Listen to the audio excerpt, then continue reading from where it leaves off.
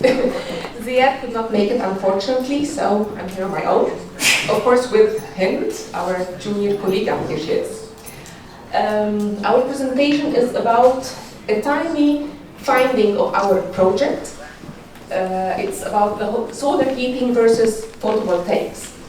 And the question we need to address today is, what should we use? Should we use PVs, CSPs, or solar water heaters? Today we've heard so many presentations about photovoltaics as they are the magic result or magic solution for all our problems. So allow me to discuss this issue a bit further. We're talking about different methodologies or different systems that we can apply to our heritage buildings. So photovoltaics, that's one. We all do the same mistake. In photovoltaics, we depend on the light. So in Europe, we have more light than we have heat. Don't consider these days you are in. But usually you have more light, and that's why photovoltaics are the magic solution. Because they transform solar energy into electricity that either we can use it directly, store it into batteries, or put it back to the grid and use it afterwards. So they can be implemented in smaller scales and large scales. We can be on grid or off the grid. They work in both cases. The last picture, that's one of the PV plants in Egypt, in Aswan, where we depend on we have a big farm of solar of PVs. The other solution would be CSPs, where we depend on the heat rather than on the light. These are mainly large-scale projects and not that much implemented on small scale and individual buildings. And the last thing is solar water heaters, which are, again, they can be implemented on small scale for individual buildings or on large scales. And here we make use of the heat of the sun, which is abundant in our countries, and now here in Europe as well. So what have we done? We have two case studies that we worked on. One on the left, that used to be a residential building built in the 1920s. In the past few years, it was reused for commerce, office buildings, and it has now a new function that will be implemented in the coming years for retail, offices, and as a concept hotel. And we have a total built-up area of 6,000 square meters. While the other case study, El Hurriya Center for Creativity, it used to be a royal club with a small theater and several rooms for different activities of the royal family. Currently, it's a cultural center. Again, we have 6,000 or 6.5 thousand meters squared of a total built-up area and a building that goes back to the 1887. Both buildings are located on the same street, only 200 meters apart. One of them is facing, it's on the northern side of the street, while the other is on the southern side. What we did, like each and every one in our project, different partners, first we had the site survey and field measurements to build the VIM model.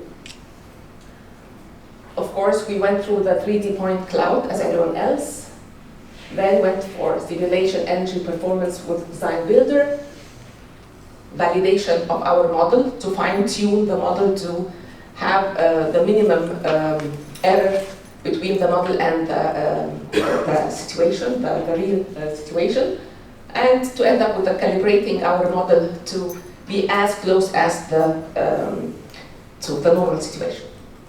This was done on one of the buildings, and of course on the other one as well, which with less effort because of the lessons learned from the first building.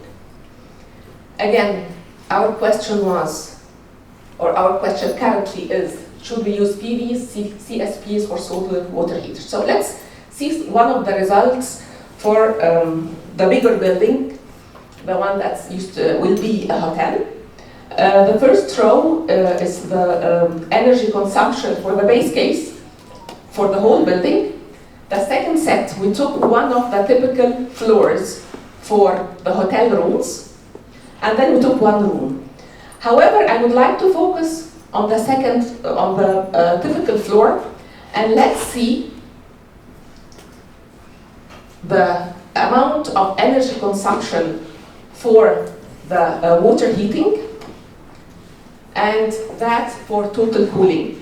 Let's remember that in Egypt we need more energy for cooling than for heating.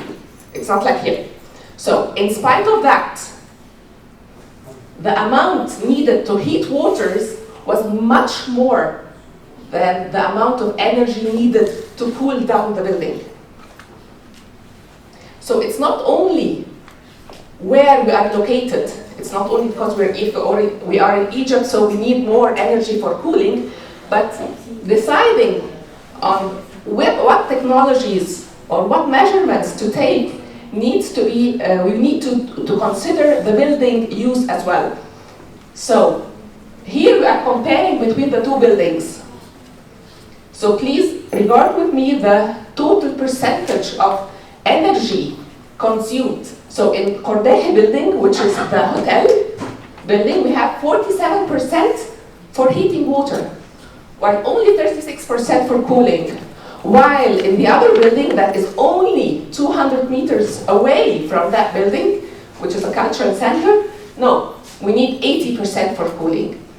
Hence, the answer of our question implemented in the beginning. We don't only need to consider the location of the building and the environmental conditions and the outside temperature when deciding on which methodologies or which methods to use to decrease the amount of energy for our buildings, but we also need to consider the building use itself. So we propose the following.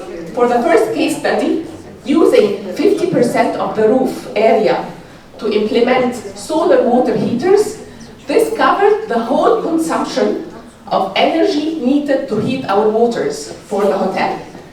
The rest area was used to generate, to implement PVs and generate electricity.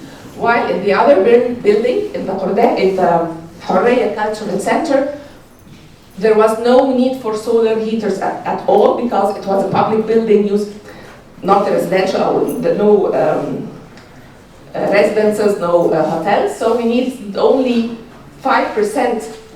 The energy used for heating water was only 5%. So we concluded that the main point of our study and our question is that building use has a great impact on energy consumption categories. Hence, while in PVs might be a very smart option to implement in some countries, depending on building use, solar water heaters are a major player that need to be considered as well. With this decision or this remark, I would like to thank you for this part of our team.